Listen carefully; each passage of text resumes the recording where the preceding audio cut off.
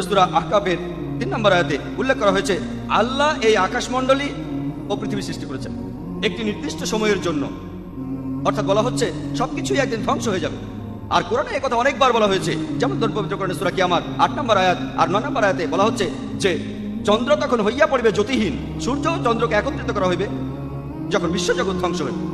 এরপরে সূরা তাকবীরের ১ থেকে ৩ নম্বর আয়াত এবং ৬ নম্বর আয়াতে উল্লেখ করা হয়েছে যে সূর্য তখন নিষ্প্রভ হইবে, নক্ষত্ররাজি খসিয়া পড়িবে, সমুদ্র তখন স্থিত হইবে, পর্বত সমূহকে চলমান করা হইবে। পবিত্র কোরআনে সূরা ইনফিতারের ১ নম্বর আয়াত থেকে ৩ নম্বর আয়াতে বলা হচ্ছে যে আকাশ তখন বিদীর্ণ হইবে, নক্ষত্র খসিয়া পড়িবে, পর্বতমালা ভাঙিয়া পড়িবে, পৃথিবী ধ্বংসের অনেকগুলো নিদর্শনের কথা বলা আছে। পবিত্র কোরআনের আয়াতে এই কথাগুলো বলা হয়েছে, এগুলোকে বিজ্ঞান এখন প্রমাণ করতে পারেনি।